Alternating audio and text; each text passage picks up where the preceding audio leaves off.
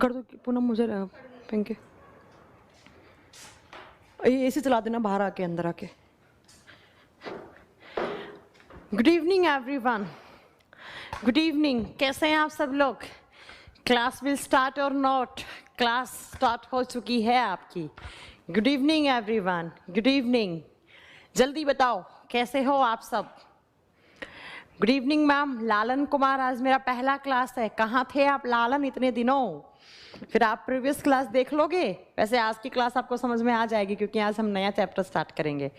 Good evening everyone, good evening. Chandan, Shivam, Ishwar, Pradeep, अरे मेरे वो बाकी के बच्चे कहाँ गए जो रोज आते हैं? शिव कुमार, दिलीप कुमार यादव, विशाल, डॉन, वरुण कुमार, राजवर्धन, जूली, ये सब वो बच्चे हैं जो रेगुलर क्लास आप आके मेरी क्लास अटेंड करते हैं।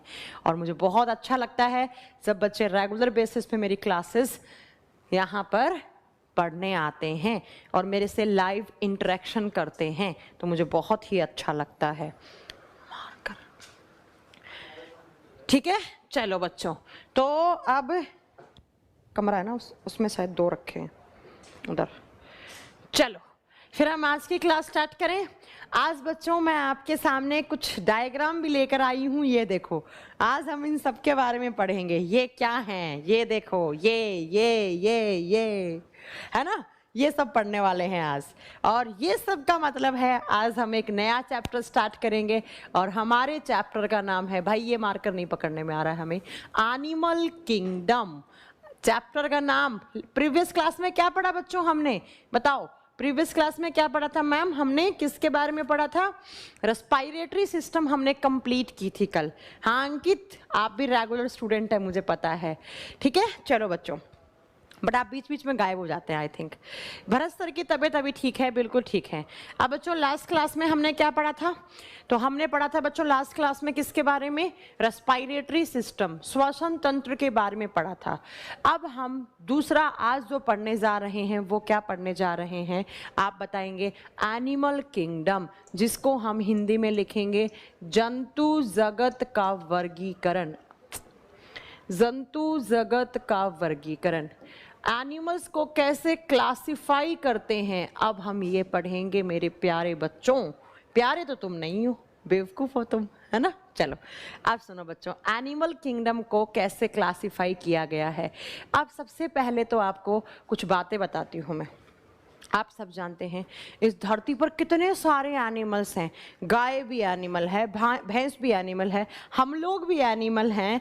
ऐसे ही बिच्छू, आपका कॉकरोच, आपका केंचुआ, सब एनिमल हैं।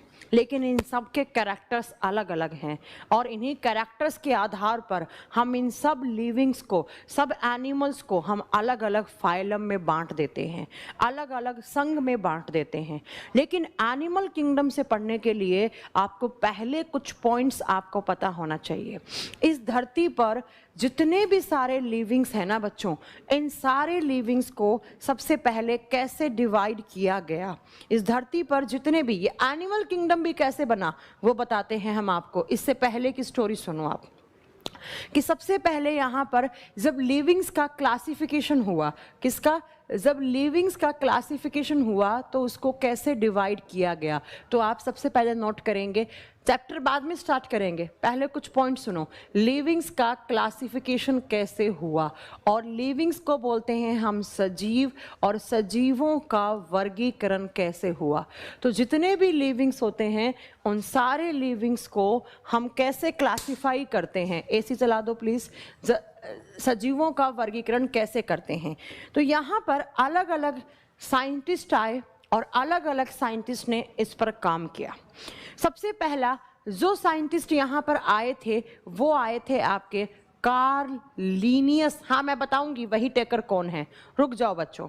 मैम मैं टेक्स्ट दिया था, अच्छा टेस्ट दिया था, उसमें 5-6 क्वेश्चन फंसा। ओके, फंसा का मतलब क्या होता है?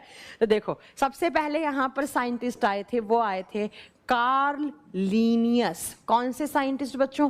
Karl Linnaeus. और कार्ल लीनियस जी ने क्या किया था? कार्ल लीनियस जी ने जितने भी लिविंग हैं अब प्लांट भी क्या होते हैं? अब मैं इतनी उम्मीद करती हूँ आप लोगों से कि आप लोगों को ये पता हो कि प्लांट भी लिविंग होते हैं, क्योंकि प्लांट के अंदर भी वो सारे कैरेक्टर हैं जो एक लिविंग ऑर्गेनिज्म के अंदर होना चाहिए, जो एक सजीव के अंदर होना चाहिए। तो प्लांट्स आर ऑल्सो लिविंग। तो सबसे पहले कार्ल लिनियस आए और इन्होंने एक क्लासिफिकेशन दिया जिसको बोलते हैं हम, सॉरी, इन्होंने दिया टू किंगडम क्लासिफिकेशन। कौन सा क्लासिफिकेशन दिया? Two kingdom. एक एक चीज सुनते जाना है ना, सब समझ में आएगा आपको। जैसे रेस्पिरेटरी सिस्टम समझ में आया वैसे ये भी आएगा। टू बहुत थोड़ा टफ चैप्टर है लेकिन समझ में, मैं इसलिए मैं इमेजेस के साथ पढ़ाऊंगी आपको। बहुत सारी आकृतियां लेकर आई हूं आपके सामने, उससे पढ़ाऊंगी मैं आपको। टू किंगडम क्लासिफिकेशन, और हिंदी में लिखोगे द्विजगत वर्गीकरण। द्विजगत वर्गीकरण। सबसे पहले टू किंगडम क्लासिफिकेशन आया और किसने दिया था? कार्ल लिनियस ने। एग्जाम में क्वेश्चन आता है two kingdom classification was given by, आप क्या लिख दोगे? Carl Linnaeus. और इन्होंने क्या किया? दो किंगडम बनाए, जितने भी लिविंग्स हैं उनको दो जगह बांट दिया। एक साइड लिख दिया प्लेंटेई, एक साइड बना दिया प्लेंटेई किंगडम, जिसको हिंदी मीडियम वाले बच्चे लिखेंगे पादप जगत, और दूसरी साइड बना दिया एनिमेलिया, दूसरी साइड बना दिया जंतु जगत। इन्होंने क्या किया कि जितने भी प्लांट्स हैं उनको प्लांटेई में रख दिया, जितने भी एनिमल्स हैं उनको एनिमेलिया किंगडम में रख दिया। ओके, अब इसके बाद क्या हुआ बच्चा? इसके बाद अगले साइंटिस्ट आए। अगले कौन से साइंटिस्ट आए तो आप बताएंगे। यहां पर जो नेक्स्ट साइंटिस्ट आए थे उनका नाम है हैकल। हैकल जी आए और इन्होंने कहा कि भाई कार्ल लिनियस, तुमने सिर्फ प्लांट और एनिमल किंगडम को ही अलग अलग किया, लेकिन इन्होंने इसके अंदर कुछ कमियां निकाली, और कमियां निकालकर जो आपके हैकल हैं उन्होंने नेक्स्ट क्लासिफिकेशन दिया जिसको कहते हैं थ्री किंगडम क्लासिफिकेशन। कौन सा क्लासिफिकेशन? Three kingdom classification. और हिंदी मीडियम वाले बच्चे लिखेंगे त्रिजगत वर्गीकरण, या जंतुओं का, या फिर आप ऐसा लिख लो त्रिजगत वर्गीकरण। तीन किंगडम बनाए इन्होंने। कौन से साइंटिस्ट? हैकल। अब कौन से साइंटिस्ट और कौन सा नया किंगडम ऐड किया तो आप बताएंगे। यहां पर मैं बताऊंगी इन सब में किस किस को ऐड किया जाता है, अभी सिर्फ नाम बता रहे हैं हम आपको। अब यहां पर एक तो प्लांटेई रखा इन्होंने कहा ठीक है प्लांटेई से मैं खुश हूं, आप इसमें इसको प्लांटेई रख दो। दूसरा आपने एनिमेलिया या एनिमल किंगडम रखा है, वो भी ठीक है, लेकिन मैं एक तीसरा और बनाऊंगा। कौन सा? प्रोटिस्टा। अब मैम इस प्रोटिस्टा में क्या आते हैं? थोड़ी देर रुको, सब समझ में आएगा। ठीक है, बस आप अभी के लिए आप क्या नोट करेंगे कि हैकल जी ने कौन सा क्लासिफिकेशन दिया? Three kingdom classification. कौन सा एक नया ऐड किया? प्रोटिस्टा ऐड किया, लेकिन अब भी इसमें कमियां निकलती गई बहुत सारी। अब आया बच्चों इसके बाद fourth kingdom classification. Fourth kingdom classification मतलब जंतुओं का चार जगत वर्गीकरण। चार जगत वर्गीकरण जो किसके द्वारा दिया गया था? कॉपलैंड के द्वारा। जंतुओं का, हिंदी मीडियम वाले बच्चे क्या लिखेंगे? जंतुओं का चार जगत क्लासिफिकेशन। कौन से साइंटिस्ट? Copeland, COPELAND। कॉपलैंड नाम के साइंटिस्ट आए और उन्होंने जंतुओं को चार जगत में बांटा। कौन कौन सा जगत? तो लिखो, तीन तो यही वापस रिपीट कर लो, ये तो बन चुके थे ना। प्लांटेई का मतलब क्या हो जाएगा? पादप जगत। एनिमेलिया या एनिमल, जंतु जगत। प्रोटिस्टा, अभी बताएंगे प्रोटिस्टा में किसको रखते हैं, थोड़ी देर के बाद बताएंगे। प्रोटिस्टा भी बन गया। अब यहाँ पर चौथा कौन सा ऐड किया गया था? कोई मुझे बता सकता है कि कौन सा ऐड किया गया था? हाँ जी, हाँ बताइए जरा। चौथा यहाँ पर एक बच्चे ने रिप्लाई कर भी दिया है मेरे पूछने से पहले ही। चौथा यहाँ पर मोनेरा किंगडम ऐड किया गया। कौन सा? मोनेरा। मोनेरा, ठीक है, तो ये चार बन गए। अब बच्चों आता है नेक्स्ट, ठीक है। अब आता है एक बच्चा कह रहा है पोरीफेरा, पोरीफेरा तो एनिमल किंगडम में आता है। ज्योति तुम तो बड़ी कंफ्यूज हो रही हो ज्योति, रुको अभी बताएंगे आपको पोरीफेरा क्या होते हैं, आज डायग्राम के साथ दिखाएंगे आपको। अब पांचवा आता, अब यहाँ पे चौथा आता है जिसको बोलते हैं 5 किंगडम क्लासिफिकेशन। ये आज तक का सबसे सक्सेसफुल क्लासिफिकेशन है, इसके बाद कोई भी क्लासिफिकेशन नहीं आया है। 5 जगत वर्गीकरण, और ये किसके द्वारा दिया गया? R.H. Whittaker, R.H. विटेकर या R.H. Whittaker, R.H. विटेकर ने दिया। इन्होंने 5 जगत बनाए एनिमल्स के, 4 तो बने ही हैं बच्चों, लिख दो 4 कौन कौन से, जल्दी लिखो, 4 लिखने की जरूरत है। प्लांटेई, दूसरा एनिमल, तीसरा कौन सा? प्रोटिस्टा, चौथा कौन सा बच्चों? मोनेरा, और 5वां एक और ऐड हुआ जिसको फंजाई, फंजाई का मतलब होता है कवक, कवकों को अलग कर दिया इन्होंने। तो ऐसे 5 जगत वर्गीकरण बन गया। ऐसे कितना? 1 2 3 4 5, 5 बन गया। अमित कुमार, आप हर क्लास में पूछते हैं जेनेटिक्स कब पढ़ाएंगी, सब जूलॉजी खत्म होगा तब जेनेटिक्स पढ़ाऊंगी, आप पूछेंगे आप आगे से, ठीक है? तो 240 का ऑप्शन आ जाएगा राजेश कुमार, बहुत जल्दी आ जाएगा। तो ये 5 जगत वर्गीकरण ऐसे हुआ। जितने भी लिविंग्स हैं इस धरती के ऊपर या इस यूनिवर्स में, उन 5 को हम, किसी का भी आप नाम ले लो, रैंडमली आप किसी चीज़ का नाम ले लो। आपने बोला गाय भैंस कहाँ रखेंगे, हम एनिमल में रखेंगे। प्लांट्स कहाँ आएंगे, यहाँ आएंगे। अब इन तीनों चीज़ों में कौन कौन आता है वही हमें मेन पढ़ना है। तो आज तक का सबसे सक्सेसफुल क्लासिफिकेशन कौन सा हुआ है आप बताएंगे? R.H. विटेकर का। और कौन सा है R.H. विटेकर का? आप बता दोगे 5 किंगडम क्लासिफिकेशन। अब बच्चों जब हम इन 5 किंगडम क्लासिफिकेशन की बात करते हैं ना, तो बच्चों यहाँ पर कुछ चीज़ें आपको पता होना चाहिए कि किस में किसको रखा जाता है। बाद में हम एनिमल किंगडम की बात करेंगे। सबसे पहला बच्चों आप यहाँ पर इस मोनेरा के बारे में पढ़ो, ठीक है? अपने कॉपी में ऐसा कैसा नोट्स बनाना, और किसी बच्चे ने न्यूट्रिशन के इंग्लिश में नोट्स बनाए हैं तो जो मैंने नंबर दिया है उस पे भेज देना। सबसे पहला हम मोनेरा के बारे में पढ़ेंगे कि इस मोनेरा में कौन आते हैं। देखो, मैंने आपको बायोलॉजी के इंट्रोडक्शन में ही एक चीज़ बताई थी कि जो सेल्स होती हैं वो 2 प्रकार की होती हैं। अब आपको पढ़ाया हुआ आपके काम आएगा। जो कोशिकाएं होती हैं वो 2 प्रकार की होती हैं बच्चों। कौन कौन सी? एक मैम ने बताई थी प्रोकैरियोटिक, एक बताई थी यूकैरियोटिक। बताओ, बताई थी या नहीं बताई थी? Yes ma'am. तो ऐसे ऑर्गेनिजम्स, ऐसे जीव जो प्रोकैरियोटिक सेल से मिलकर बने हुए हैं, जो प्रोकैरियोटिक कोशिकाओं से मिलकर बने हुए हैं, उनको रखा गया है मोनेरा में। तो सबसे पहला लिखो, मोनेरा में हम किसको काउंट करते हैं? आप बताओगे मोनेरा में आते हैं प्रोकैरियोटिक एनिमल्स, प्रोकैरियोटिक्स आते हैं। ऐसे जीव जो प्रोकैरियोटिक सेल से मिलकर बने हुए हैं, जिनके शरीर का निर्माण किस प्रकार की कोशिकाओं से हुआ है? प्रोकैरियोटिक। अब बच्चों प्रोकैरियोटिक कोशिका मैंने किसको बताया था? बताओ जरा, प्रोकैरियोटिक कोशिका किसको बताया था? ऐसी सेल जिसके अंदर सेल मेम्ब्रेन नहीं होती है, या ऐसी सेल जिसकी न्यूक्लियर मेम्ब्रेन नहीं होती है, जिसमें न्यूक्लियर मेम्ब्रेन ढंग से नहीं बनी होती है, मतलब केंद्रक की झिल्ली या तो होगी ही नहीं, या होगी तो वो इमैच्योर होगी। इमैच्योर का मतलब है वो ढंग से बनी नहीं होगी, या वो किस प्रकार की होगी? रूडिमेंट्री टाइप की होगी। और रूडिमेंट्री का मतलब क्या होता है?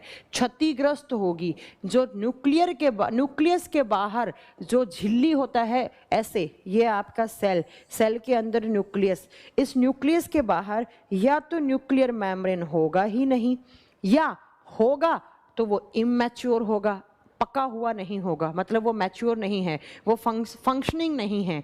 और अगर वो थोड़ी बहुत बन भी गई तो ये काम करने की कोशिश करेगी और ये फट जाएगी बीच बीच में से, ये क्षतिग्रस्त हो जाएगी। इसको रूडिमेंट्री बोलते हैं। तो प्रोकैरियोटिक सेल्स का एक तो ये होता है कैरेक्टर। दूसरा कैरेक्टर क्या होता है कि प्रोकैरियोटिक सेल्स जो होती हैं उसके अंदर सेल ऑर्गेनली एब्सेंट होते हैं। कहने का मतलब है कोई भी प्रोकैरियोटिक सेल है उसके अंदर सेल ऑर्गेनली का अभाव होता है। सेल ऑर्गेनली क्या होते हैं? कोशिकांग, कोशिका के अंदर जो कंपोनेंट्स होते हैं, जैसे माइटोकॉन्ड्रिया नहीं होगा यहाँ पर, जैसे आप बताओगे जैसे लाइसोसोम नहीं होता इनके अंदर, जैसे आप बताओगे ER endoplasmic reticulum, Golgi complex, ये सब यहाँ पर नहीं होते हैं, ये सब एब्सेंट होते हैं। प्रोकैरियोटिक की सेल ऐसी होती है, आप बता सकते हैं इसमें सिर्फ और सिर्फ राइबोसोम पाए जाते हैं। आप लिख लेना, प्रोकैरियोटिक के अंदर सिर्फ राइबोसोम पाया जाता है। ठीक है, राइबोसोम होगा, mitochondria, lysosome, nucleus, nuclear membrane, ये सब डेवलप्ड नहीं होते हैं, ये सब विकसित नहीं होते हैं। तो इस प्रकार की जो सेल्स हैं उनको बोलते हैं प्रोकैरियोटिक सेल्स। राइबोसोम होगा बच्चा, ये पॉइंट मैंने नोट करवाया है आपको कि राइबोसोम प्रोकैरियोटिक, यूकैरियोटिक सब में पाया जाता है। तो ऐसे जीव जिनका निर्माण प्रोकैरियोटिक कोशिकाओं से हुआ है।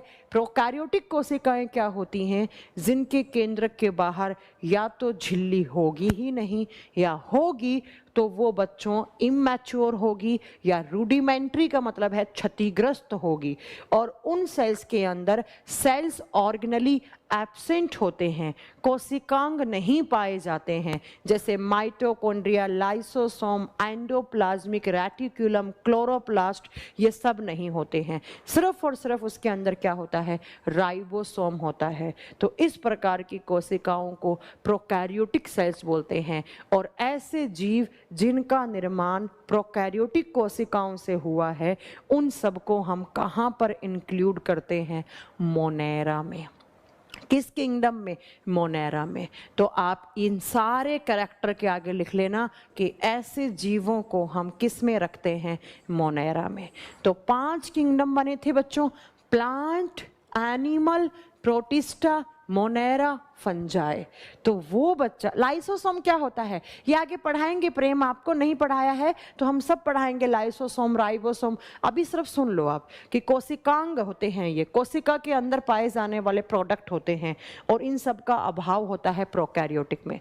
लेकिन जब हम यूकैरियोटिक की बात करते हैं तो एक यूकैरियोटिक सेल होती है, उसमें माइटोकॉन्ड्रिया, लाइसोसोम, राइबोसोम सब कुछ पाया जाता है, और वो मैच्योर सेल्स होती हैं, और उनके अंदर केंद्रक भी होगा, केंद्रक के बाहर झिल्ली भी होगी। उन सेल्स को हम यूकैरियोटिक बोलते हैं।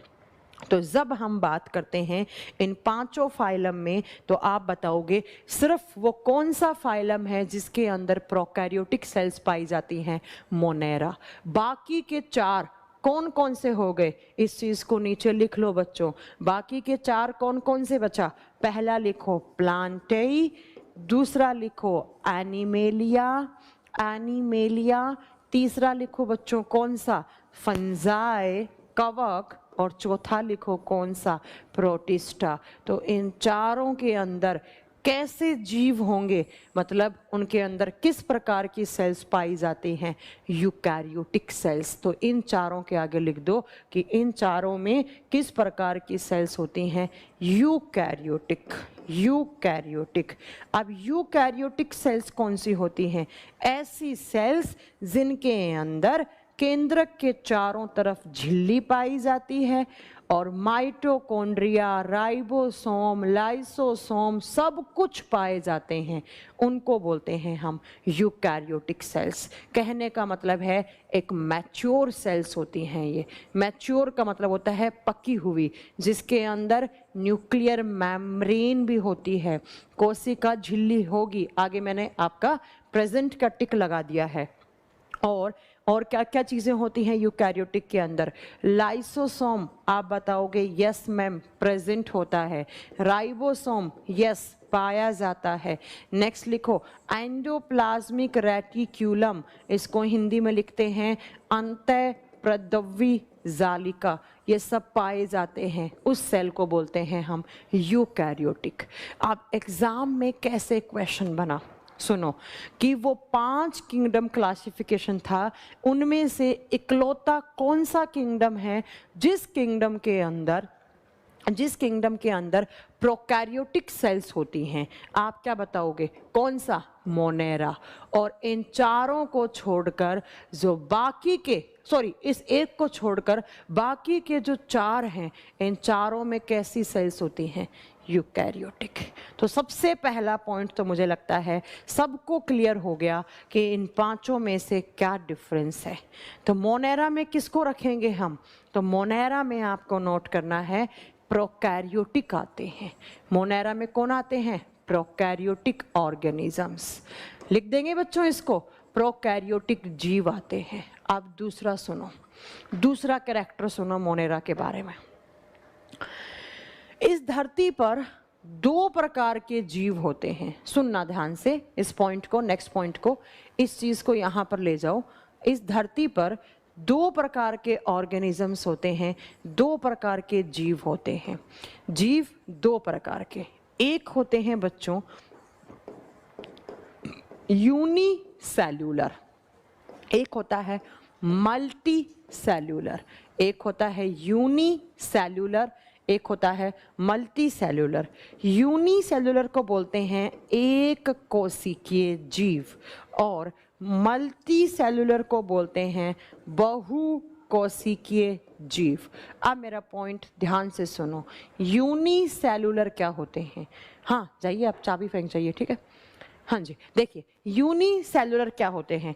ऐसे ऑर्गेनिजम्स जो या तो एक ही सेल से बने हुए होते हैं, या सेल्स तो बहुत सारी होती हैं लेकिन वो सेल्स आपस में जुड़ती नहीं हैं, वो अलग अलग पड़ी रहती हैं। ऐसे ऑर्गेनिजम्स जो या तो एक ही सेल से बने हैं, एक ही सेल होगी इसके अंदर, सिंगल सेल होगी, एक ही कोशिका होगी, या कोशिका बहुत सारी होती हैं लेकिन वो आपस में आकर जुड़ती नहीं हैं। और जब जुड़ती नहीं है तो टिश्यूज नहीं बनते हैं उनमें, और टिश्यूज नहीं बनेंगे तो ऑर्गन्स नहीं बनेंगे। तो क्या मैं ये कह सकती हूँ कि यूनिसेल्युलर वो जीव होते हैं जो किससे बने हुए होते हैं? या तो सिंगल सेल से या single type of cells. Cells बहुत सारी हैं लेकिन बच्चों वो जुड़ती नहीं। मैम ब्लैक दिख रहा है, एक बार बताना क्लास सही चल रही है क्या? अब ब्लैक दिख रहा है, ऐसा क्यों बोल रहे हैं?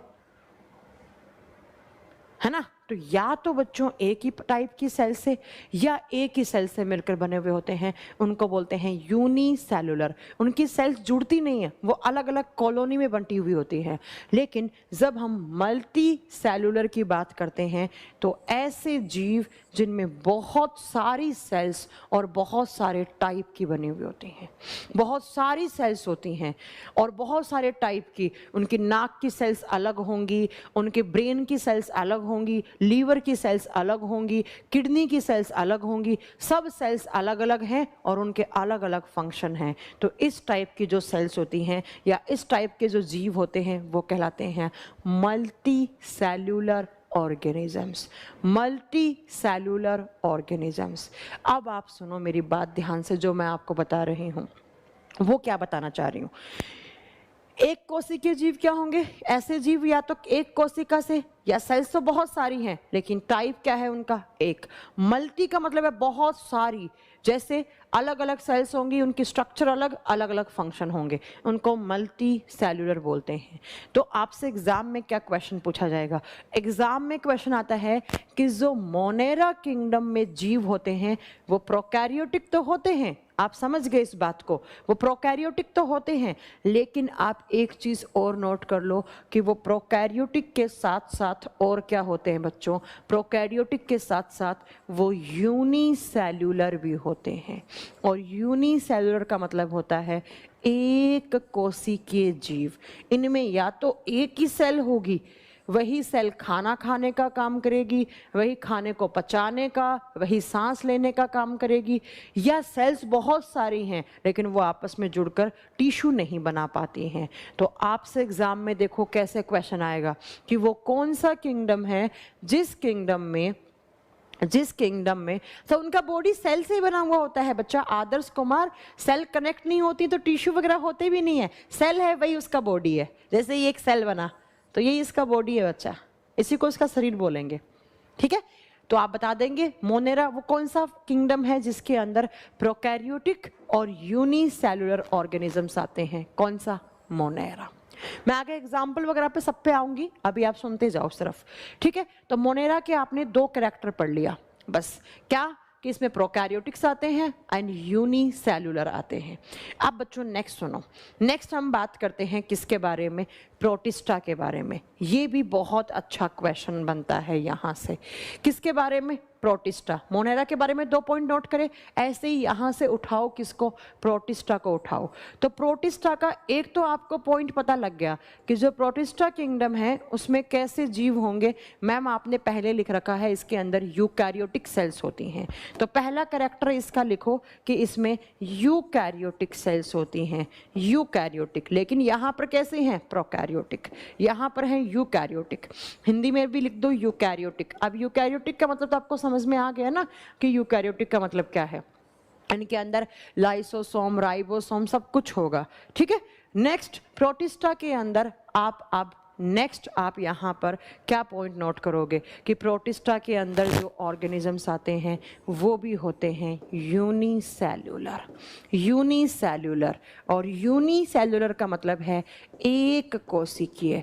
वो जीव जिनके अंदर प्रॉपर तरीके से टिश्यूज वगैरह नहीं बन पाते हैं, ऐसे बहुत सारी सेल्स बनी लेकिन ये सेल्स अलग अलग पड़ी हैं, ये सारी कॉलोनीज बना रही हैं।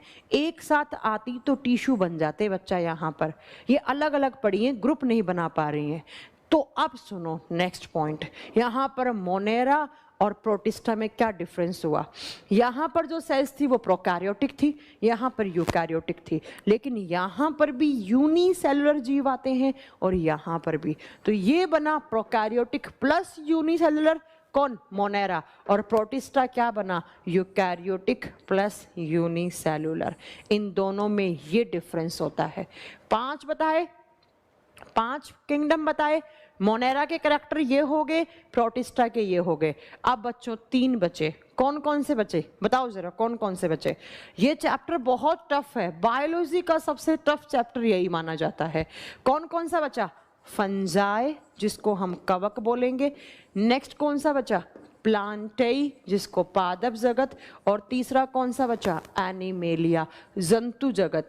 और इन तीनों में कैसे जीव होते हैं? तो लिखो इन तीनों में होते हैं, एक तो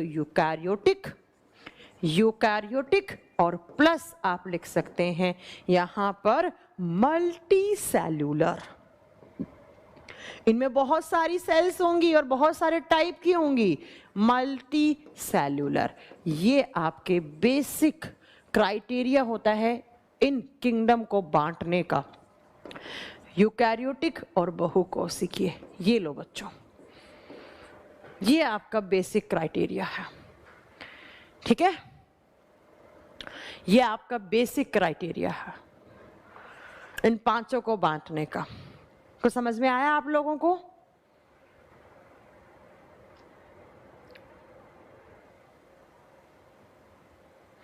अब बच्चों, अब मैम ये तो कॉमन हो गया इनका। अब प्लांट एनिमल से, जो प्लांट किंगडम है वो एनिमल से क्यों अलग है भाई? तो ये भी यूकैरियोटिक है, ये भी मल्टी सेलुलर है, तो फिर प्लांट को और एनिमल को अलग क्यों बांटा हमने, या फंजाई को हमने अलग क्या किया? तो अब ये बच्चों, अब सुनो मेरी बात।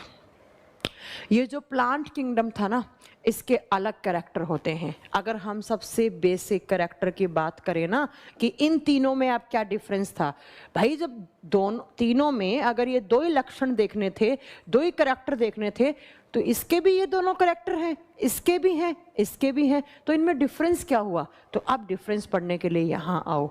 जो प्लांट सेल होती हैं, जो प्लांट किंगडम के अंदर जो प्लांट सेल होती हैं, ये प्लांट सेल होती हैं ऑटोट्रोफिक।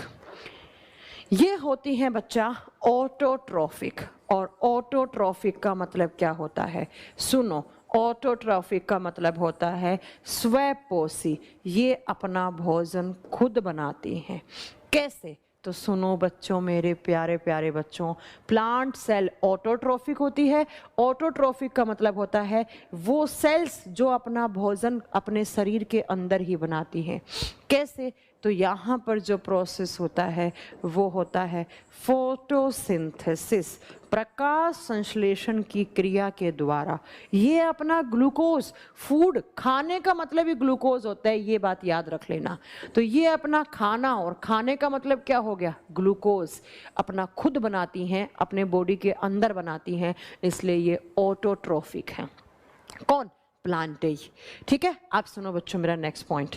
अब बच्चों कैसे बनाती हैं, तो मान लो ये एक प्लांट सेल है, यहाँ से इन्हें चाहिए सनलाइट, सूर्य का प्रकाश, और एनवायरनमेंट से लेती हैं ये कार्बन डाइऑक्साइड, और प्लांट के अंदर रूट्स के थ्रू आ जाता है पानी, तो ये कार्बन डाइऑक्साइड इसके अंदर एंटर करता है, तो CO2 प्लस पानी जुड़ता है, किसकी प्रेजेंस में, ये सनलाइट है, सूरज है, और क्लोरोफिल की प्रेजेंस में अपना ग्लूकोज बना लेती हैं। ये ग्लूकोज क्या है, इनका फूड है। तो प्लांट सेल्स जो होती हैं वो अपना खाना खुद बना सकती हैं, कौन सी प्रोसेस के द्वारा, फोटोसिंथेसिस के द्वारा अपना ग्लूकोज खुद बना सकती हैं। इसलिए प्लांट जो होते हैं वो ऑटोट्रोफ्स होते हैं, या प्लांट की सेल्स का न्यूट्रिशन मोड कैसा होता है, ऑटोट्रोफिक होता है, ऑटोट्रोफिक होता है। देखो मैं आपको एक बात बता दूं, यहाँ पर ये बहुत टफ चैप्टर है, हो सकता है बहुत सारे बच्चों को ना भी समझ में आए, मुझे पता है, क्योंकि ये 12th क्लास की NCERT का चैप्टर है, बहुत सारे बच्चे इस चैप्टर को स्किप कर सकते हैं, मैं कुछ नहीं कर सकती, आप यहाँ पर आपको पढ़ना ही पड़ेगा। ये बहुत टफ है, मुझे भी बहुत टफ लगता था स्कूल में, लेकिन अब तो मुझे याद हो गया पढ़ा पढ़ा के, तो मुझे कोई टफ नहीं लगता। हो सकता है आपको मज़ा ना आए पढ़ने में, लेकिन हर चीज़ में मज़ा भी तो नहीं आता ना, ये भी नहीं हो सकता ना, तो आपको ये पढ़ना पड़ेगा। तो प्लांट आप बता दोगे, प्लांट ऑटोट्रोफिक होते हैं, प्लांट अपना भोजन खुद बना सकते हैं, कौन सी प्रक्रिया के द्वारा, आप क्या बताएंगे, फोटोसिंथेसिस के द्वारा। लेकिन फंजाई में और एनिमल में ऐसा नहीं होता, इसलिए हमें प्लांट को और अलग करना पड़ा। अब देखो प्लांट के कितने कैरेक्टर बन गए, कौन कौन सा बच्चा, सुनो, प्लांट्स एक तो यूकैरियोटिक सेल से मिलकर बना हुआ है, दूसरा मल्टी सेलुलर से मिलकर बना हुआ है, तीसरा ऑटोट्रोफिक सेल से मिलकर बना हुआ है। लेकिन कौन कौन से बचे यहाँ पर, तो सुनो आप कौन कौन से बचे, फंजाई एंड एनिमल किंगडम। थोड़ा सा पढ़ लो, उसके बाद एनिमल किंगडम पढ़ाऊंगी तो सारा का सारा आपको समझ में आएगा। ये थोड़ा सा ऐसा ही चैप्टर है, ये नहीं समझ में आता, हर किसी को समझ में नहीं आता, हर किसी का लेवल नहीं है यहाँ पर पढ़ने वाला।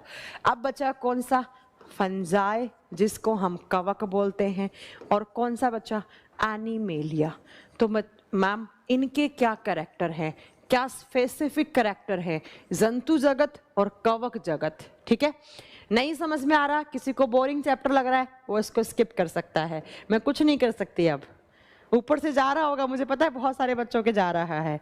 आप देखो बच्चों, जो फंजाई और एनिमल किंगडम होता है, इनका जो न्यूट्रिशन मोड होता है, इनकी जो पोषण का मोड होता है, वो होता है हेटेरोट्रोफिक। हेटेरोट्रोफिक कहने का मतलब है इनके बॉडी के अंदर ग्लूकोज नहीं बनता है, ये ग्लूकोज बाहर से लेते हैं, ये ग्लूकोज बाहर से लेते हैं। जैसे हम लोग किस में आते हैं, एनिमल किंगडम में आते हैं। तो क्या मेरे बॉडी के अंदर ही ग्लूकोज बनता है, नहीं, मैं खाना खाती हूँ, उस खाने से क्या बनता है, ग्लूकोज बनता है। ठीक है, उससे ग्लूकोज बनता है।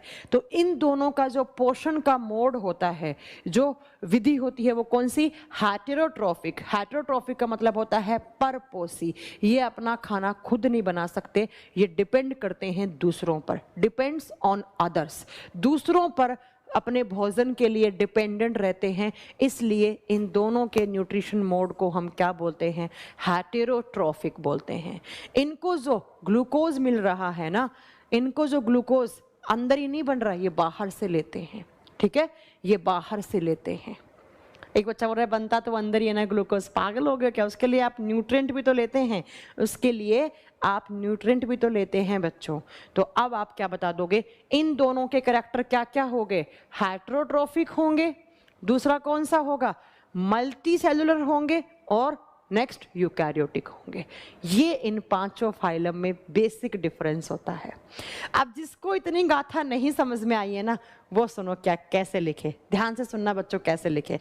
मुझे पता है हर किसी को समझ में नहीं आ सकता, वो ये 5 बातें नोट कर लो, इसके अलावा मत पढ़ो। देखो क्या क्या। सबसे पहला किसके बारे में नोट करेंगे हम? सबसे पहला कौन से फाइलम को हमने अलग किया था, आप बता दोगे? प्रोटिस्टा, मोनेरा को लिख लो सबसे पहले। अब देखो बच्चा, सबसे पहला मोनेरा में कौन आता है, तो मोनेरा के अंदर जो आएगा उसके कैरेक्टर लिख लो। बस ये आपका पूरा समरी है, अगर नहीं समझ में आया है तो इसको लिख दो। एक तो प्रोकैरियोटिक ऑर्गेनिजम्स आएंगे, दूसरे ये क्या होंगे, यूनिसेल्यूलर, ये एक कोशिकीय होंगे। नहीं समझ में आया उसको मत दिमाग लगाओ, सिर्फ ये लिख लो, ठीक है। दूसरा, यहाँ पर मोनेरा के बाद आया था प्रोटिस्टा। अब प्रोटिस्टा में कैसे थे बताओ जरा, आपको कुछ तो समझ में आया होगा कि बिल्कुल ही नहीं आया। यूकैरियोटिक तो होते हैं ये, लेकिन मैम यूकैरियोटिक के साथ क्या होते हैं, यूकैरियोटिक के साथ ये भी यूनिसेल्यूलर होते हैं। ये हो गया आपका कौन सा, प्रोटिस्टा। अब आओ प्लांट किंगडम। प्लांट क्या होगा, यूकैरियोटिक होगा, लेकिन यूकैरियोटिक के साथ क्या होगा, मल्टी सेल्यूलर, बहुकोशिकीय। हिंदी में क्या लिखोगे, बहुकोशिकीय। लेकिन बहुकोशिकीय के साथ साथ क्या होगा, ऑटोट्रॉफ्स होंगे। ये क्या होंगे, ऑटोट्रॉफ्स। और ऑटोट्रॉफ्स का मतलब क्या है, स्वपोषी, अपना भोजन खुद बना पाएंगे। और नेक्स्ट सुनो बच्चों, अब नेक्स्ट हम कौन सा लिखेंगे फाइलम, फंजाई। नेक्स्ट लिखो कवक। अब कवक के ये 2 सेम लिख दो, यूकैरियोटिक मल्टी सेलुलर सेम हो जाएगा, लेकिन इनका जो न्यूट्रिशन मोड होता है वो कौन सा होता है, हेटेरोट्रोफिक होता है। कौन सा, हेटेरोट्रोफिक, परपोषी, परपोषी। अब लास्ट कौन सा फाइलम बचा, एनिमल, लास्ट कौन सा किंगडम, एनिमल किंगडम।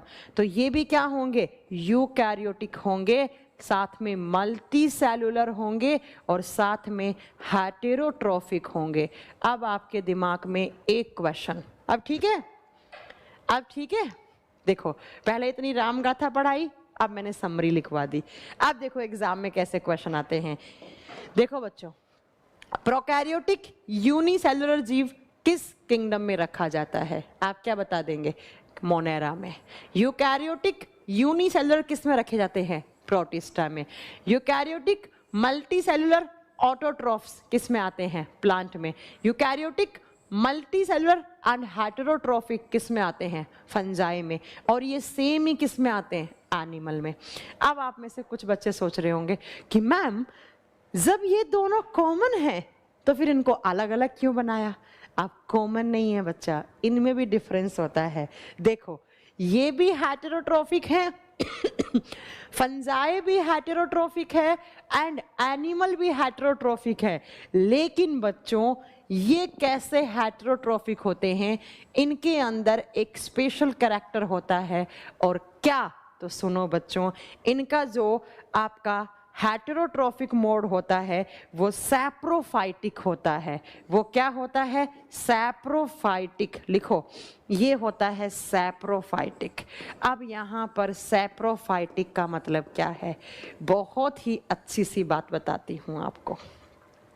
हाँ, राजवर्धन का आ गया क्वेश्चन कि मैम फिर तो इन दोनों को एक साथ मिला दो, फंजाई और एनिमल को। नहीं मिला सकते बच्चा, क्यों, क्योंकि यहाँ पर इनका जो फंजाई का, कवक का जो बच्चों न्यूट्रिशन मोड होता है वो होता है सैप्रोफाइटिक। हेटेरोट्रोप्स हैं, लेकिन हेटेरोट्रोप्स का भी आगे एक प्रकार होता है सैप्रोफाइटिक। अब इस सैप्रोफाइटिक का मतलब क्या होता है वो सुनो बच्चों कैसे। मान लो आपके पास एक फंजाई है। अच्छा फंजाई देखा आपने, कवक देखा है, मशरूम जो खाते हैं ना आप, वो भी एक कवक है। या जो हमारे घरों में हम ब्रेड को एक डिब्बे के अंदर पैक करके रख देते हैं, 3-4 दिन के बाद आप देखते हैं कि उस ब्रेड के बाहर आपका क्या बना हुआ होता है, उस सैप्रोफाइटिक का मतलब, लो सुन लो, मृतोपजीवी। मृतोपजीवी, जो मरे हुए जीवों से अपना भोजन ले ले, उनको सैप्रोफाइटिक बोलते हैं, उनको सैप्रोफाइटिक बोलते हैं। आप सुनो मेरे बच्चों, वो वाला सांप की छतरी मुझे पता है गांव के लोग पता है क्या सोचते हैं, गांव में, हमारे गांव में भी ऐसा ही सोचते हैं विपिन, कि जो सांप की छतरी होती है वो मशरूम होती है। अरे पागल बच्चे चलो सुनो, सैप्रोफाइटिक मोड का मतलब क्या होता है? सैप्रोफाइटिक का मतलब होता है जो मरे हुए जीवों से अपना भोजन ले ले। मान लो यहाँ पर एक फंजाई है, ऐसा सा मैंने कुछ आपको फंजाई बना दिया, ये आपका एक कवक है मान लो। अब ये कवक क्या करता है, सुनना बच्चों ध्यान से, ये कवक क्या करता है, ये कवक बहुत ही गंदे तरीके से खाना खाता है। कैसे? तो देखो यहाँ पर मान लो एक ब्रेड का टुकड़ा पड़ा है, ये आपकी ब्रेड है, नीचे की साइड आपकी ये ब्रेड है, और आपने देखा होगा ब्रेड को या रोटी को हम डिब्बे के अंदर बंद कर देते हैं या अचार को बंद कर देते हैं, तो क्या होता है कि कुछ दिनों के बाद उसके ऊपर ऐसे वाइट कलर का या फिर ग्रीन कलर के लेयर सी जम जाती है, जिसको हम कवक लगना बोलते हैं, जिसको हम फंगल इन्फेक्शन बोलते हैं, या फंजाई का पूरा वहां पर इन्फेक्शन हो चुका होता है। तो ये फंगस क्या करता है, सुनो, ये फंगस इस ब्रेड को कैसे खाता है, बहुत ही वियर्ड तरीके से खाता है, बहुत गंदे तरीके से खाता है।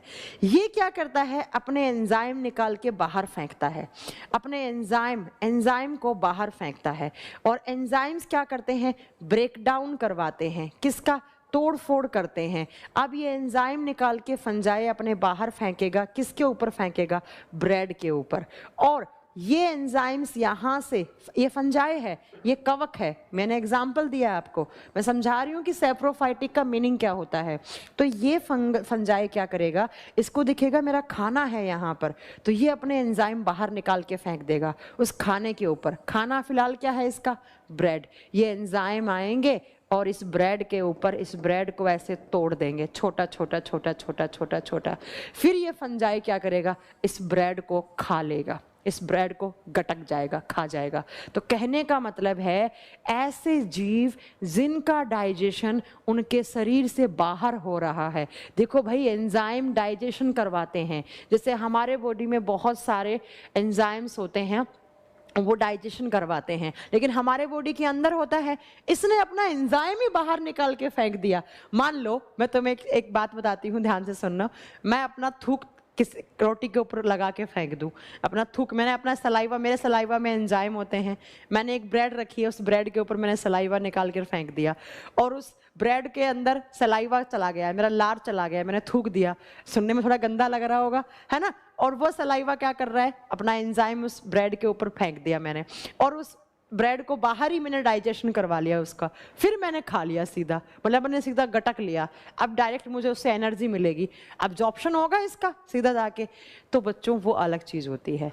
ऐसे ही ये क्या करते हैं, अपने एंजाइम को निकाल के बाहर फेंक देते हैं, जो भी उनका फूड होता है, और उसको बाहर डाइजेशन करवाते हैं, उसके बाद उसे खा जाते हैं। तो इस प्रकार के जो न्यूट्रिशन का मोड होता है, उसको सैप्रोफाइटिक बोलते हैं। तो बच्चों, जो फंजाई होते हैं उनका जो पोषण करने की प्रक्रिया होती है वो सैप्रोफाइटिक होती है, मृतोपजीवी होता है। ऐसे ही कोई मरा हुआ जीव पड़ा है, फंगस क्या करती है, कोई मरा हुआ जीव पड़ा है, उसके ऊपर अपना एंजाइम निकाल के फेंक देंगी, वो मरी हुई चीज है, उसको टूट जाएगी, उसका ब्रेक डाउन हो जाएगा, फिर वो खा लेती है इसको। तो इस प्रकार के न्यूट्रिशन मोड को सैप्रोफाइटिक बोलते हैं। तो फंजाई के अंदर क्या होता है, आप बता दोगे बच्चा? फंजाई के अंदर सैप्रोफाइटिक न्यूट्रिशन मोड होता है। कहने का मतलब है when digestion occurs outside the body, when digestion occurs outside the body, जब पाचन शरीर के बाहर हो रहा है और उसे कोई जीव खा रहा है, तो उसको सैप्रोफाइटिक न्यूट्रिशन मोड बोलते हैं। अब एनिमल किंगडम के अंदर क्या होता है, जो एनिमल्स हैं उनके क्या क्या कैरेक्टर हैं, ये सुनो बच्चों, इसके क्या क्या कैरेक्टर। एक बोल रहा है एनिमल किंगडम पढ़ा रही है क्या? अरे रुको यार, अभी हमने एनिमल किंगडम की बात करी है सिर्फ। किंगडम पढ़ाने से पहले आपको थोड़ा थोड़ा आइडिया होना चाहिए। अब बच्चों, एनिमल किंगडम के क्या क्या हुए देखो। हम लोगों में क्या क्या होता है, तो हमारे कैरेक्टर क्या है एनिमल किंगडम के? सबसे पहला कौन सा हो जाएगा? हम क्या हैं? यूकैरियोटिक हैं। ये समझ में आ गया कि हमारी सेल्स कैसी हैं? यूकैरियोटिक है। दूसरा बच्चों, हम मल्टी सेल्यूलर हैं। तीसरा, हम हेटेरोट्रॉफिक हैं, मतलब परपोषी हैं। हम हमारे खाने के लिए दूसरे पे डिपेंड करते हैं, परपोषी हैं। लेकिन हम लोगों का न्यूट्रिशन मोड कैसा होता है? हम लोगों का न्यूट्रिशन मोड कैसा होता है? होलोजोइक होते हैं हम। अब मैम ये होलोजोइक क्या होता है? सुनो बच्चों, होलोजोइक का मतलब क्या होता है? होलोजोइक का मतलब होता है कुछ प्रोसेस। देखो कैसे प्रोसेस। सबसे पहले हमने क्या किया? Ingestion of food. इंजेशन का मतलब होता है अंतःग्रहण। सबसे पहले आपने खाना खाया, सबसे पहले मैंने खाना खाया, माउथ में रखा, तो उसको बोलते हैं इंजेशन। उसके बाद उस फूड का होता है डाइजेशन, उसका पाचन होता है, डाइजेशन होता है। फिर क्या होता है? उस फूड का अब्जॉर्प्शन होता है। डाइजेशन होने के बाद क्या होता है? उसका अवशोषण होता है। अब्जॉर्प्शन का मतलब होता है अवशोषण। उसके बाद क्या होता है? जो डाइजेस्टेड फूड है वो हमारी एक एक सेल के पास पहुंचता है और उसको बोलते हैं एसिमिलेशन। एसिमिलेशन का मतलब होता है जो भी आपने खाया फिर वो पचा, पचने के बाद वो एब्जॉर्ब हुआ, कहाँ पर? आपके छोटी आंत वगैरह में, ठीक है। उसके बाद जो अवशोषित खाना है उसको हमारी सेल्स के पास पहुंचाना, एक एक सेल के पास पहुंचाना स्वांगीकरण कहलाता है। और देन जो वेस्ट फूड बनता है उसको एक्सक्रीट आउट करना होता है, उसको एक्सक्रीशन बोलते हैं। तो हमारा जो न्यूट्रिशन का मोड है वो इन प्रोसेस पे डिपेंड करता है बच्चों। कैसे? देखो, सबसे पहले खाना खाया, फिर उसको तोड़ा, मतलब उसका डाइजेशन हुआ, फिर आपने उसका एब्जॉर्प्शन किया, अवशोषण करवाया छोटी आंत में। उसके बाद एक एक सेल के पास खून के अंदर घुलकर, ऐसे जो डाइजेस्टेड फूड है ना वो खून में घुलेगा और घुलकर एक एक सेल के पास पहुंचता है, उसको एसिमिलेशन बोलते हैं। और जो बचता है उसको एक्सक्रीट आउट करना एक्सक्रीशन कहलाता है। तो ये जो 5 प्रोसेस के थ्रू जो न्यूट्रिशन मोड होता है ना उसको होलोजोइक बोलते हैं। तो एनिमल्स आर होलोजोइक, लेकिन फंजाई क्या होते हैं? सैप्रोफाइटिक। इसलिए कवक अलग है और एनिमल्स अलग हैं। इसलिए कवक अलग हैं और फंजाई अलग हैं। अब बताओ तुम्हें कुछ समझ में आया क्या? अब नहीं आया तो मैम इससे ज़्यादा कुछ नहीं पढ़ा सकती। अभी सिर्फ मैंने 5 किंगडम के नाम बोले हैं आपको। कौन कौन से? Monera, protista, fungi, plant, animal. तो कैसे मोनेरा में कौन आता है, उसके बाद प्रोटिस्टा में कौन आता है, फंजाई में क्या क्या कैरेक्टर होते हैं, और उसके बाद आप बताओगे। एक बच्ची कह रही है मैम आज के लिए इतना काफ़ी है। मुझे पता है ये चैप्टर मुझे टुकड़ों में पढ़ाना पड़ेगा क्योंकि बहुत डिफिकल्ट चैप्टर है ये, बट क्वेश्चन आते हैं बच्चों, नीट वाले बच्चों क्वेश्चन आते हैं। तो होलोजोइक एनिमल्स में आते हैं, सैप्रोफाइटिक फंजाई में आते हैं, ठीक है। बहुत टफ है, इसको मैं इजी करके पढ़ाने की कोशिश कर रही हूँ, लेकिन अगर आप एनसीईआरटी निकाल लेंगे ना 11th 12th क्लास की, आपका दिमाग खोपड़ा खराब हो जाएगा आपका, ठीक है। तो ये बच्चों आपका है 5 प्रोसेस वाला, किसमें? एनिमल में। अब हमारा चैप्टर क्या होता है स्टार्ट? हमें कौन सा पढ़ना है? Animal kingdom. तुम लोग मेरा दिल रखने के लिए बोल रहे हो मैम, मजा आ रहा है ना? एग्जाम्पल्स बताएंगे, डायग्राम के साथ बताएंगे, ऐसे नहीं बताएंगे, अभी रुक जाओ आप, ठीक है। एग्जाम्पल्स हम बाद में बताएंगे इन सब के, पहले हम सिर्फ किसके बारे में पढ़ेंगे? एनिमल किंगडम के बारे में, ठीक है। उन सबके एग्जाम्पल हम पीपीटी बनाकर सबके आपको बढ़ाएंगे। अभी सिर्फ आपको कैरेक्टर देखने थे, ठीक है। अब आपका स्टार्ट होता है मेन चैप्टर, जिसको बोलते हैं हम जंतु जगत का वर्गीकरण। अब बच्चों मुझे पहले वाली चीज अगर मैं नहीं बताती तो क्या आपको समझ में आता एनिमल कैसे बना था, एनिमल किंगडम? अब आप बता सकते हो कि मैम एनिमल किंगडम का मतलब क्या है, बताना जरा। क्या क्या कैरेक्टर होंगे, कैसी सेल्स होंगी इनके अंदर? यूकैरियोटिक होंगी। अब आपके लिए बहुत इजी होगा पढ़ना। नेक्स्ट, कैसी होंगी? मल्टी सेल्यूलर, बहुकोशिकीय। तीसरा, इनका न्यूट्रिशन का मोड कैसा होगा बच्चों? आप बताओगे हेटेरोट्रोफिक होगा, लेकिन हेटेरोट्रोफिक के अंदर भी क्या होगा? होलोजोइक होगा। और होलोजोइक का मतलब क्या है? इनका न्यूट्रिशन 5 स्टेप्स में कंप्लीट होता है। और 5 स्टेप्स कौन कौन से हैं? Ingestion, digestion, absorption, assimilation and excretion. ठीक है, तो ये जो करता है ना, उसी को सिर्फ हम एनिमल किंगडम में रखते हैं। तो अब मैं जितने भी एनिमल्स करवाऊंगी यहाँ पर, तो वो सारे के सारे क्या होंगे? यूकैरियोटिक होंगे, मल्टी सेलुलर होंगे, बार बार नहीं लिखवाऊंगी, हेटेरोट्रोफिक होंगे, और उसका डाइजेशन इन 5 प्रोसेस में, उनका जो न्यूट्रिशन है वो 5 प्रोसेस में कंप्लीट होगा। इसलिए बच्चों मैंने वो पहले डेमो दिया 1 घंटे का। 1 घंटा हो गया कि हमें पढ़ते हुए? अगर वो मैं नहीं पढ़ाती तो आपको ये चीजें समझ में नहीं आती। अब मैं बार बार नहीं बोलूंगी कि पोरीफेरास आर मल्टी सेलुलर। भाई जब मैंने बता दिया पोरीफेरा एनिमल किंगडम में आता है, and animals all elements are multicellular, तो मुझे बताने की जरूरत नहीं है। अब आपसे कोई पूछ ले कि जो स्टार फिश है वो यूनिसेलुलर है या मल्टी सेलुलर है, आप बताएंगे स्टार फिश एनिमल किंगडम में आती है तो वो मल्टी सेलुलर है। अब आपसे पूछ ले स्टार फिश खाना कैसे खाती है, आप बताएंगे हेटेरोट्रोफिक मोड से खाती है। आप पूछ ले स्टार फिश में कैसी सेल्स होती हैं, यूकैरियोटिक होती हैं। इसलिए मुझे वो पहले बताना मेरी मजबूरी बन गई। ठीक है, अगर वो नहीं बताती तो ये चीजें अब समझ में नहीं आती।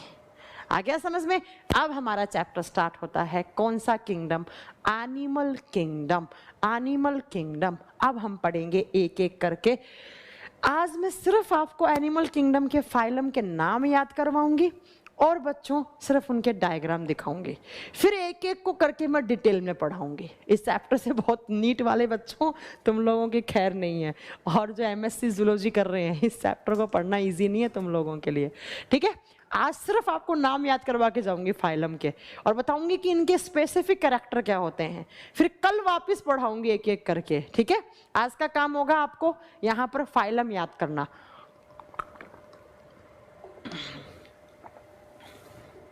देखो बच्चों, अब आप बताएंगे कि क्या बताएंगे? देखो कि जो हमारा एनिमल किंगडम है उसके अंदर हमें 11 फाइलम्स पढ़ने होते हैं। एनिमल किंगडम जंतु जगत ये 11 फाइलम से बना हुआ है। अब यहाँ पर फाइलम का मतलब क्या होता है? फाइलम का मतलब होता है संघ। संघ का मतलब होता है ग्रुप, कि बहुत सारे एनिमल्स का ग्रुप है तो उसका एक फाइलम बना दिया। एक फाइलम कैसे? देखो मैंने आपके सामने एक कार्टून रखा, एक बहुत बड़ा सा कार्टून रख दिया, इसके अंदर मैंने आपको बहुत सारे एनिमल दे दिया। एक मैंने सांप दे दिया यहाँ पर, है ना, एक स्नेक है, एक मैंने मेंढक दे दिया, इसके अंदर मेंढक भर दिया, एक मैंने यहाँ पर भर दी स्टार फिश, ठीक है, एक मैंने दूसरी मछली भर दी, फिश भर दी, एक मैंने यहाँ पर इंसान भर दिया इसके अंदर, है ना। अब ये सारे एनिमल हैं, अब इनको आप कैसे कैसे मैं बोलूँगी इनको अलग करो, इनके लक्षण बताओ अलग अलग। तो बच्चों वही कैरेक्टर पढ़ने के लिए हमें इस एनिमल किंगडम को फाइलम में बांटना होता है। फाइलम का मतलब होता है यहाँ पर group, group, group of animal, वो एनिमल का एक ग्रुप जिनके एक जैसे कैरेक्टर हों, एक जैसे लक्षण हों, वो पढ़ना है हमें। तो 11 फाइलम पढ़ने हैं। आज आप इनके नाम याद कर लो, वही आपके लिए बहुत काफ़ी चीज़ है। आप सुनो बच्चों, इनके नाम कैसे होते हैं, बहुत टफ नाम हैं, लेकिन याद करोगे तो कोई भी टफ नहीं है। सुनो, देखो सबसे पहला हम इस फाइलम को कहाँ से स्टार्ट करेंगे? आप स्टार्ट करेंगे पहले फाइलम से, ठीक है। इन 11 फाइलम में आ जाओ यहाँ पर, ऐसे 11 फाइलम में सबसे पहला जो फाइलम आता है वो आता है पोरीफेरा। पोरीफेरा पहला फाइलम, नाम याद करवाऊंगी सिर्फ, डरो मत, ठीक है। Same group of animal is called phylum, बिल्कुल करेक्ट है, पोरीफेरा। हिंदी में सेम नाम है पोरीफेरा। अब पोरीफेरा में कौन से एनिमल्स आते हैं? अब सिर्फ एनिमल की बात होगी, किंगडम कौन सा चल रहा है? एनिमल किंगडम चल रहा है, तो सिर्फ हम एनिमल किंगडम की बात करेंगे, ठीक है। मैम मैंने आपके लिए गाना डेडिकेट किया है, कौन सा सुबोध? बिल्कुल बताइए बच्चा कौन सा, ठीक है। अब पोरीफेरा क्या होते हैं बच्चों, ध्यान से सुनो, पोरीफेरा क्या होते हैं, नाम से ही समझ में आएगा। मैं सबसे अच्छा कैरेक्टर बताऊंगी आपको, ठीक है। देखो, पोरी का मतलब होता है पोर्स, जिनके शरीर के अंदर पोर्स हो। फेरा का मतलब होता है बियरिंग, पोर बियरिंग एनिमल। ऐसे जानवर, जानवर ही है, एनिमल नहीं है, ऐसे जानवर जिनके शरीर के अंदर छिद्र हो, पोर्स हो, उनको बोलते हैं पोरीफेरा फाइलम। पहला फाइलम, पहली बात तो आपको नाम याद हो जाए, बहुत बड़ी बात है। होता क्या है बच्चों, ऐसी सी कुछ इनकी स्ट्रक्चर होती है। देखो ये पोरीफेरा कैसे होते हैं, सिर्फ और सिर्फ पानी के अंदर रहते हैं ये। आप सबको पता होगा जितने भी जीव हैं उनकी उत्पत्ति सबसे पहले पानी में हुई थी। सुबोध कह रहे हैं ऐसे तो मिल गई जिंदगी पे आए ना, ये गाना है, कौन सा गाना है ये? देखो एक बात याद रखना, जब एनिमल्स आए थे ना इस धरती के ऊपर, तो सबसे पहले उनकी उत्पत्ति पानी में हुई थी। पानी से धीरे धीरे धीरे धीरे वो धरती पे आए थे, ठीक है। चलो, तो ये कहाँ रहते हैं? पानी में रहते हैं। इनका शरीर कैसा होता है दिखाऊं आपको बनाकर, फिर डायग्राम दिखाऊंगी। ऐसा ऐसा मटके जैसा होता है, अंदर से खोखला होता है और ऐसे नीचे लगा हुआ होता है, ऐसा ऐसा होता है इनका शरीर। ये बहुत बड़ा सा पोर होता है और यहाँ पर ऐसे छोटे छोटे पोर होते हैं। तो ऐसे एनिमल्स जिनके शरीर के अंदर छोटे छोटे पोर्स हों, इन पोर्स के थ्रू पानी एंटर होता है, यहाँ से बाहर होता है। ध्यान से सुन लो, छोटे पोर्स हैं, इनसे पानी अंदर आएगा, यहाँ से बाहर जाएगा, और ये सिर्फ और सिर्फ एक्वेटिक एरिया में पाए जाते हैं। एक्वेटिक का मतलब होता है जहां पर पानी हो सिर्फ। तो ऐसे एनिमल्स जिनके शरीर के अंदर पोर्स हों, छिद्र हों, उनको पोरीफेरा में रखा जाता है और वो सिर्फ और सिर्फ पानी में पाए जाते हैं। ऐसे मटके से अंदर से खोखला होता है, छोटे वाले पोर्स के थ्रू पानी आता है, बड़े वाले से बाहर जाता है। डायग्राम दिखाऊं? आओ यहाँ पर डायग्राम दिखाती हूँ आपको। ये आपका डायग्राम, ये देखो, ये है आपके पोरीफेरा। देखो बच्चों, ऐसा लगेगा प्लांट है, प्लांट नहीं है ये प्लांट नहीं है बच्चों। देखो बताया ना मैंने, एकदम ऐसा आपको बना हुआ दिखेगा। देखो ऊपर से ऐसा, फिर ऐसा, फिर ऐसे चट्टानों से लगा हुआ होता है इनका बेस। ये जो बेस वाला एरिया होता है ना, वो नीचे समुद्र के अंदर या जहां पर पानी है वहां पर चट्टान वगैरह होती है ना, उससे लगा हुआ होता है।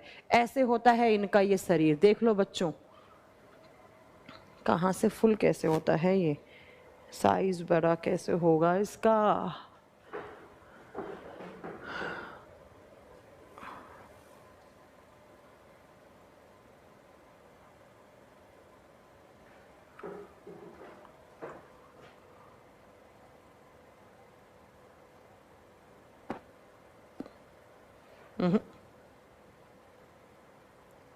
हाँ ये रहा, तो इसको देखो आप यहाँ पर।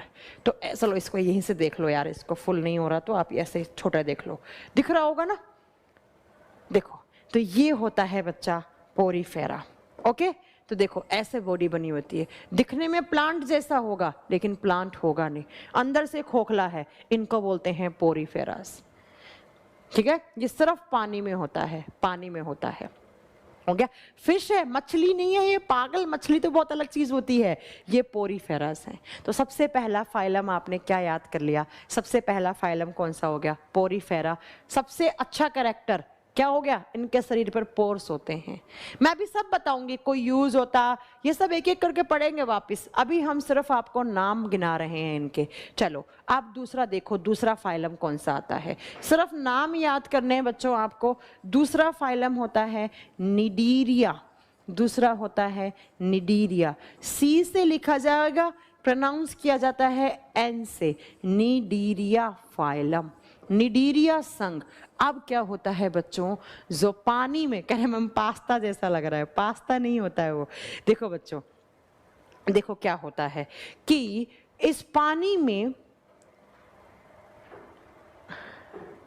हाँ ये एनिमल होता है, प्लांट नहीं होता है बच्चा। प्लांट होता तो मैं प्लांट किंगडम में पढ़ाती ना, यहाँ आपको क्यों पढ़ा रही होती। ये एनिमल होता है, दिखता प्लांट जैसा है। अब सुनो नेक्स्ट पॉइंट बड़ा ध्यान से। अब नेक्स्ट फाइलम आता है निडीरिया फाइलम। तो निडीरिया में क्या हुआ कि जो आपके पोरीफेरास थे वो थोड़े से डेवलप्ड हो गए, वो थोड़े से विकसित हो गए, और विकसित होने के बाद क्या हुआ, अच्छा हाँ आ रही हूँ सर, कोई बात नहीं, पढ़ रहने दो, कोई दिक्कत नहीं है सर, कोई दिक्कत नहीं, पढ़ा रहने दो। ये बंद कर दी ना आपने, हाँ क्लास, हाँ फिर पढ़ा रहने दो, हम कर लेंगे बाद में। देखो अब क्या होता है कि ये जो आपके निडीरिया फाइलम वाले जीव थे ना, ये बना हुआ पहले, इनका थोड़ा सा डेवलपमेंट हो गया। किसका? पोरीफेरास का। क्या हो गया? इनके ऊपर, सर के ऊपर ऐसे ताज सा बनना लग गया, ऐसे सर के ऊपर ऐसे ताज सा बनने लग गया, और इसको कहा जाता है निडीरिया फाइलम। इसको कहा जाता है निडीरिया फाइलम। कुछ नहीं है बच्चों, मैं आपको एक बात बता दूं यहाँ पर कि ये जो आपके पोरीफेरा थे अंदर से खोखले होंगे, ये भी पानी में रहेंगे, बस इनके सर के ऊपर कुछ सेल्स हैं वो आगे चलकर ऐसे ऐसे ताज से बनाने लग गई। और इसका एग्जाम्पल आता है सबसे अच्छा जेलीफिश, बहुत सुंदर से होते हैं दिखने में। ये देखो, ये दूसरा फाइलम आपका, ये देखो ऐसे, ये जेलीफिश। लेकिन बच्चों ये जब काटती है ना तो जहर होता है, क्योंकि इसके अंदर जो इसके टेंटल्स में जो सेल्स होती हैं ना, इसके अंदर एक जहर बनाने वाली सेल्स होती हैं जिनको बोलते हैं नीडोब्लास्ट सेल्स। नीडोब्लास्ट सेल्स, ये अगर किसी को काटेगी ना तो उसके अंदर जहर चला जाएगा, ऐसे नीडोब्लास्ट सेल्स होती हैं। आगे बताएंगे हम। तो दूसरा, आपने पहला फाइलम क्या पढ़ा?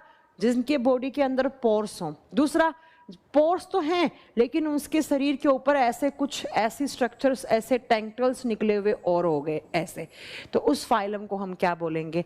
निडीरिया फाइलम। और निडीरिया में जब भी मैं बोलूं मैं निडीरिया पढ़ाऊंगी तो आपके दिमाग में कौन सी फिश चलेगी? जेली फिश चलेगी। ये जेली फिश है बच्चों आपकी, ये जेली फिश है। दो नाम याद हो गया, ठीक है। अब चलो नेक्स्ट। अब नेक्स्ट चलते हैं निडीरिया फाइलम से ही आगे बना हुआ फाइलम 3 नंबर पे जो आता है वो निडीरिया से ही अलग हुए हैं जीव, और उसको कहा जाता है टीनोफेरा। पहले इनको निडीरिया में ही ऐड किया जाता था, बाद में इनमें कुछ स्पेशल कैरेक्टर थे इसलिए इनको अलग कर दिया। टीनोफेरा लिखा जाता है सी से, प्रोनाउंस किया जाता है टी से, टीनोफेरा, फेरा। पहले ना जो टीनोफेरा थे ना वो इसी में आते थे, लेकिन किस में? निडीरिया में। अब बच्चों इनके अंदर क्या होते हैं? ये जीव जो होते हैं वो रात में चमकते हैं, अंधेरे में चमकते हैं जैसे जुगनू। अब जुगनू यहाँ नहीं आएगा, मैंने कहा है कि जुगनू की तरह ये चमकते हैं, है ना। और जुगनू की तरह चमकते हैं कहने का मतलब इनके अंदर ल्यूमिनेसेंस होता है। बायोल्यूमिनेसेंस का मतलब होता है, आप वो बाद में छोड़ दो, ये लाइट एमिट करते हैं, ऐसे लिख लो। इनके अंदर लाइट एमिट होती है, ये लाइट, ये प्रकाश, अंधेरे में प्रकाश फेंकते हैं और बहुत सुंदर होते हैं दिखने में। बाकी के सारे कैरेक्टर निडीरिया जैसे हैं, बाकी के सारे कैरेक्टर निडीरिया के जैसे हैं, सिर्फ इनमें एक कैरेक्टर अलग था कि ये अंधेरे में भी चमकते हैं, इनफ्लोरोसेंस होता है इनके अंदर, और ये अंधेरे में चमकते हैं, अंधेरे में लाइट फेंकते हैं। ये देखो बच्चों, ये देखो कितना सुंदर लग रहा दिखने में। ये जीव हैं ये सब। आप सोच रहे होंगे मैम क्या लेकर आ गई, तो जहां पर मैं आपसे ये पूछूं कि वो जीव जिनके शरीर के अंदर से अंधेरे में लाइट निकलती है, प्रकाश निकलता है, वो कौन से फाइलम में रखे गए हैं? आप क्या बताओगे कि ये कौन सा फाइलम है? क्या बता दोगे बच्चों? आप बताओगे टीनोफेरा। तो 3 फाइलम के नाम याद हो गए। कौन कौन से याद हुए? पहला पोरीफेरा, दूसरा निडीरिया, और तीसरा कौन सा हो गया? आपका टीनोफेरा। अगर मैं पूछूं पोरीफेरा में क्या आते हैं मैम, उनके शरीर के ऊपर क्या पाए जाते हैं? पोर्स। दूसरा, अगर मैं पूछूं निडीरिया में क्या होता है मैम, वो ना उनके अंदर जहरीली सेल्स पाई जाती हैं, वो जहर फेंकते हैं, है ना, पॉइजनियस सेल्स होती हैं उनके अंदर।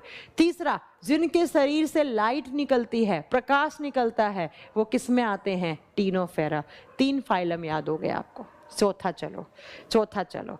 अब नेक्स्ट चलते हैं हम किसकी तरफ, आप चलोगे प्लेटीहेल्मिन्थेस। कुछ समझ में, लाइट कैसे निकलता है अमन, हम सब पढ़ाएंगे। अभी सर मैं आपको नाम याद करवा रहे हैं, अभी हम सिर्फ आपको नाम याद करवा रहे हैं।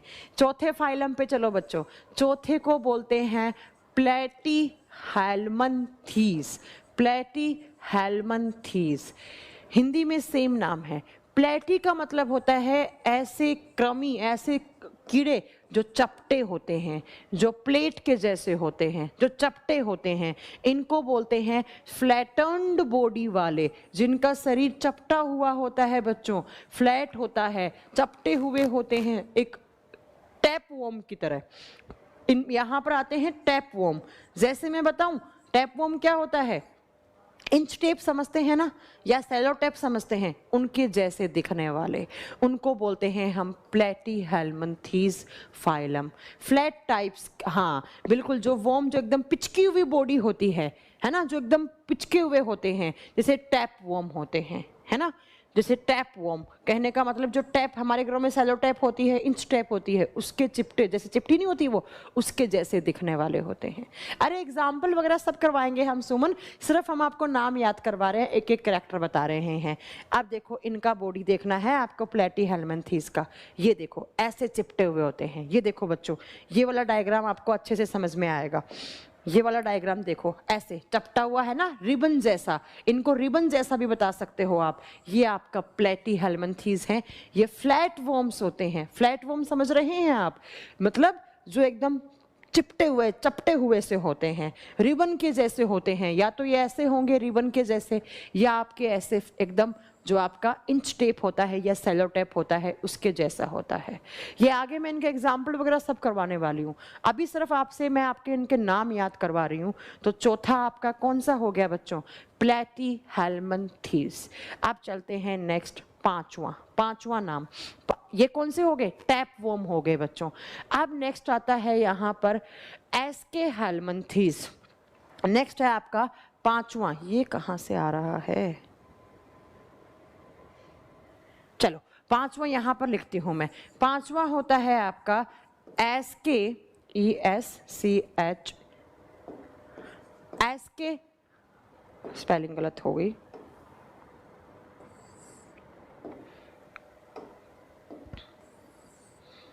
नेक्स्ट पांचवा लिखो एस्के, ओहो क्या हो गया आज हमें, एस्केहेल्मिन्थेस। एस्केहेल्मिन्थेस का मतलब क्या होता है, इसको ना हेल शब्द से याद करो। हेल का मतलब होता है नरक। ये हमारे बॉडी में आते हैं तो हमें नरक बना देते हैं, ये बहुत इन्फेक्शन करते हैं हमारे शरीर में। ये क्या होते हैं, ये राउंड वर्म्स होते हैं, ये गोल होंगे बच्चा दिखने में। ये वाले क्या थे, ये फ्लैट दिख रहे थे, ये गोल दिखेंगे। ऐसे कीड़े, ऐसे कृमि जो आपको गोल दिखते हैं, उनको एस्केहेल्मिन्थेस में रखा जाता है। जब आप इनका ऐसे कट करेंगे ना, इनकी बॉडी को, ऐसे गोल दिखेंगे आपको, एनाटॉमी करेंगे इनकी तो ऐसे गोल दिखेंगे, उसको बोलते हैं हम एस्केहेल्मिन्थेस। जैसे मैं इनका एग्जाम्पल बताऊं आपको एस्केहेल्मिन्थेस का, ओ हाँ ये रहा एस्केहेल्मिन्थेस, जो पैरासाइट्स हैं। अब आप ये सोचोगे बच्चों कि मैम ये तो हमें दिखने में आपका कैसा लग रहा है, ऐसे लंबा सा दिख रहा है। बच्चा जब इसका आप इंटरनल एनाटॉमी करोगे ना, तो आपका इसका पार्ट जो होगा वो ऐसा दिखेगा, गोल दिखेंगे आपको, ऐसे ऐसे गोल होगा। दिखने में ऐसा है कीड़ा, लेकिन आपको बताएंगे बॉडी इनका सिलेंड्रिकल होता है ऐसा, लेकिन ये जो ऊपर वाला इनका सर जो होता है, हेड होता है, वो गोल होता है।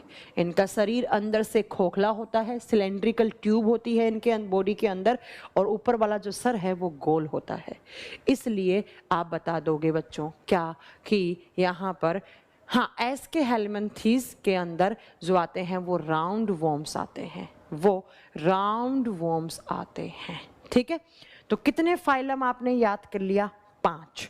कौन कौन से याद करे हैं एक बार फिर से सुनो, बस 5 का ही नाम याद करवाऊंगी मैं आज आपको, कल फिर कल पढ़ेंगे। देखो कौन कौन से नाम याद करे, पहला है पोरीफेरा।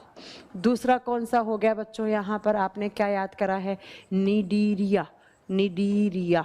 तीसरा कौन सा है, टीनोफेरा, टीनोफेरा, टीनोफेरा।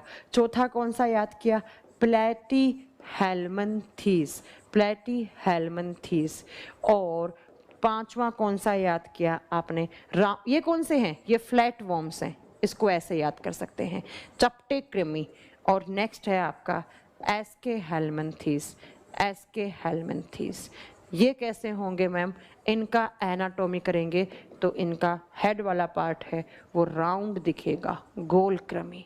ये 5, यहाँ पर पोर्स वाले, यहाँ पर जहरीली सेल्स वाले, यहाँ पर ट्रांसपेरेंट बॉडी होगी इनकी, और इनके बॉडी के अंदर से क्या निकलता है, लाइट एमिट होता है। ये फ्लैट वॉर्म्स होते हैं, रिबन के जैसे या इंच टैप के जैसे या टैप के जैसे। और ये क्या होते हैं, एस्केहेल्मिन्थीस, ये गोरे, और वो गोरे कह रही हूँ, ये क्या होता है, राउंड। केंचुआ यहाँ नहीं आएगा, केंचुआ जस्ट इसके अगले वाले में आएगा, एनीलिडा में आता है केंचुआ। ये 5 याद कर लो बस, बाकी के 6 हम कल पढ़ाएंगे। आज इतना ही है। आज के लिए आप क्या क्या पढ़ेंगे, मोनेरा के, Monera, protista, fungi, plant, animal के कैरेक्टर पढ़ लो। 2 kingdom, 3 kingdom, 4 kingdom, 5 kingdom classification किसने दिया, और 11 फाइलम हैं, उसमें से 5 फाइलम के नाम याद कर लो। बाकी के 6 हम सब कल समझा देंगे। हमें पता है आप लोगों को बाउंस हो रहा है, बहुत सारे बच्चे बोल रहे हैं यहाँ पर मैम अब नहीं समझ में आ रहा, नहीं समझे, कोई बात नहीं, कल समझाएंगे। अब बहुत हो गया आज के लिए। आज 5 नाम याद करो, कल हम आपको बाकी के 6 नाम याद करवाएंगे, ठीक है। मुझे पता है बहुत अजीब सा है, ओवरडोज वाला चैप्टर है, लेकिन बच्चों पढ़ना होता है, अब मुझे तो पढ़ाना पड़ेगा। छोड़ दूंगी तो आप लोग कमेंट करोगे मैम ने सिलेबस पूरा नहीं करवाया। एनिमल किंगडम छोड़ दिया, थोड़ा बड़ा है और बहुत ही ओके। अमन मैं देख लूंगी बच्चा आपका मैसेज। इसमें कोई मजे आने वाला, मुझे पता है आपको मजा नहीं आएगा। सारे चैप्टर में मजा आ जाए तो फिर बात ही क्या है बच्चों, हैं? फिगर दिखाऊं आप लोगों को सबके, देखो कौन कौन सा फिगर से याद हो जाए तो भगवान जाने। ये कौन सा था, ऐसे ट्यूब सी मटका अंदर से, पोरीफेरा। ये जेलीफिश किस में आती है बताओ, निडीरिया में। लाइट एमिट करने वाले किस में आते हैं, टीनोफेरा में। ऐसे रिबन के जैसे बनते हैं वो क्या होते हैं, फ्लैट वॉर्म, किस में आते हैं, प्लेटीहेल्मिन्थीस में। नेक्स्ट है ये, इनका जब एनाटॉमी करेंगे तो इनका जो सर वाला पार्ट होता है वो गोल दिखता है, बाकी सिलेंड्रिकल ट्यूब होती है इनकी बॉडी, सिलेंडर की जैसी बॉडी होती है इनकी। तो ये किस में आते हैं, ये आपका आते हैं, आप बता दोगे एस्केहेल्मिन्थीस में। ये 5 अब कल बताऊंगी आपको। देखो बच्चों अगला आप बताओगे, कल की क्लास में आपको मैं पढ़ाऊंगी कौन सा, मोलस्का। मोलस्का के बाद पढ़ाऊंगी आपको कल की क्लास में मैं आपको बताऊंगी मोलस्का, सॉरी अभी इसमें एनिलिडा का डायग्राम नहीं लगा क्या, अच्छा एक डायग्राम मिसिंग है इसमें। पहले पढ़ाऊंगी एनिलिडा, उसके बाद मोलस्का वाला फाइलम पढ़ाऊंगी, उसके बाद आर्थ्रोपोडा पढ़ाऊंगी, एकाइनोडर्मेटा पढ़ाऊंगी, उसके बाद स्कोडेटा पढ़ाऊंगी। ये सब हम कल पढ़ेंगे। आज के लिए 5 बहुत हैं, इसलिए मैंने 5 ही करवाए। एक साथ पढ़ोगे ना पागल हो जाओगे, घबरा जाओगे कि मैम क्या पढ़ा रही हैं, ठीक है। तो ये आज की क्लास यहीं तक थी आपकी। Thank you so much. ये देखो क्या लगा रखा हमारे बच्चों ने। कल की क्लास में मिलते हैं। भाई ये चैप्टर टफ है लेकिन हम कुछ नहीं कर सकते। सबसे टफ चैप्टर मानते हैं इसको बायोलॉजी का, सबसे टफ चैप्टर होता है बायोलॉजी का। रोहित आप कंफ्यूज क्यों हो गए, किस में कंफ्यूज हो गए आप? कंफ्यूज नहीं होना, कल एक एक को पढ़ाएंगे। अभी पढ़ाया नहीं है मैंने ये 5 अभी पढ़ाया नहीं है। तुम लोग सोच रहे होंगे मैम ने पढ़ा दिया। अभी तो इनके ऐसे ऐसे एग्जाम्पल लिखवाऊंगी ना मैं, नाम 6 से 8 होगी बच्चा शिवम कल क्लास। अभी तो इनके एग्जाम्पल लिखवाऊंगी, ऐसे ऐसे नाम आएंगे आपके, घबरा जाएंगे आप। इस तरफ मैं नाम याद करवा रही हूँ अभी, ठीक है। चलो कल मिलते हैं आपसे 6 से 8 में। कल हम पढ़ाते हैं इनके बारे में। पहले बाकी के 6 नाम याद करवाऊंगी, फिर एक एक करके वापस पढ़ाऊंगी।